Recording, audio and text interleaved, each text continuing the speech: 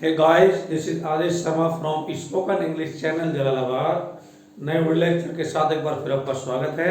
और आज के लेक्चर में आप सीखने वाले हैं बेसिक इंग्लिश स्पोकन का सबसे important topic, use of there. There का मतलब वहां भी होता है, और इन वाक्यों में जब हम इंट्रोडक्टरी यूज ऑफ देयर का प्रयोग करते हैं, इंट्रोडक्टरी यूज ऑफ देयर करते हैं, तो यहां देयर का अपना कोई अर्थ नहीं होता। अगर हम ये कहें कि subject is not in action, तो कोई गलती नहीं होगी। सब्जेक्ट एक्शन में है ही नहीं, देयर जो है सब्जेक्ट के स्थान पर काम कर रहा है, लेकिन देयर का कोई अपना अर्थ नहीं है। बड़े ही अमेजिंग इंटरेस्टिंग वाक्य होते हैं। देयर का अपना कोई अर्थ नहीं है, लेकिन देयर के बिना आप सेंटेंस नहीं बना सकते। तो आज हम बात कर रहे हैं इंट्रोडक्टरी यूज ऑफ देयर। आपको एक एक सेंटेंस को ध्यान से देखना है। मैं आपको देयर के सभी प्रयोग बताने वाला हूं। देखते हैं पहला सेंटेंस। इस कक्षा में 20 लड़के हैं। There are 20 boys in this class. There are 20 boys in this class. इसका फार्मूला देखिए आप आराम से, बिल्कुल ध्यान से।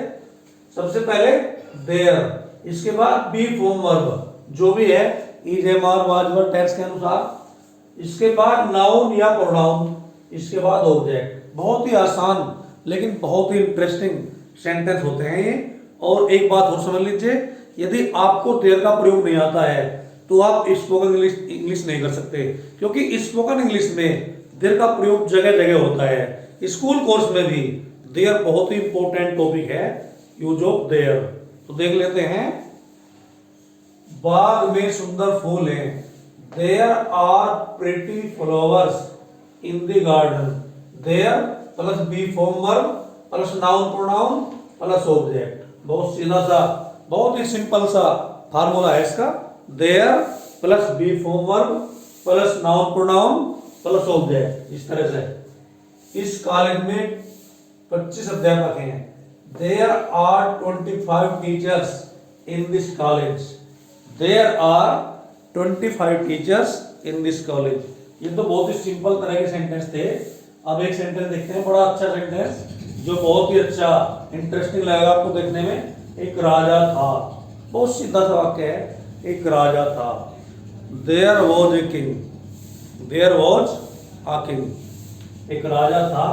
There was a king. देखिए, there plus be form verb plus noun और प्रोनाउन। इसमें ऑब्जेक्ट है ही नहीं, इसमें तीन ही चीज है बस। There plus be form verb plus noun या प्रोनाउन, इसके बाद कुछ नहीं है। अब देख लेते हैं। एक समय की बात है, किसी नगर में 2 मित्र रहते थे। इस तरह के सेंटेंस में देयर का प्रयोग वाक्य के बीच में करते हैं। शुरू में नहीं आएगा, बीच में आएगा। एक समय की बात की इंग्लिश लेंगे पहले, once upon a time. Once upon a time. अब देयर का प्रयोग करेंगे। There lived 2 friends in any city. ये वाक्य क्योंकि पास्ट इंडेफिनिट में है, रहते थे, इसलिए इसमें बी फॉर्म का प्रयोग नहीं करेंगे, इसमें सेकंड फॉर्म का प्रयोग करेंगे। रहते थे, पास्ट इंडेफिनिट टेंस है, तो क्या करेंगे? वंस अपॉन अ टाइम, सबसे पहले एक समय की बात, उसके बाद देयर, उसके बाद सेकंड फॉर्म, उसके बाद object. Once upon a time there lived 2 friends in any city. इस तरह के सेंटेंस में देयर का प्रयोग करते हैं। बहुत समय हुआ, अयोध्या में दशरथ नाम का राजा राज्य करता था। Long ago there ruled a king named Dasharath in Ayodhya. इस तरह के सेंटेंस में देयर का प्रयोग करते हैं। तुम्हारी कक्षा में कितने लड़के हैं, यानी कि इसमें देयर बीच में आएगा। How many boys are there in your class. तो डियर स्टूडेंट, इन सभी तरह की इंफॉर्मेशन के लिए हमारे चैनल को लाइक करें, सब्सक्राइब करें और बेल आइकन दबाना न भूलें। That's all for the day. Have a nice day. और वीडियो को शेयर अवश्य करें। That's all for the day. Have a nice day.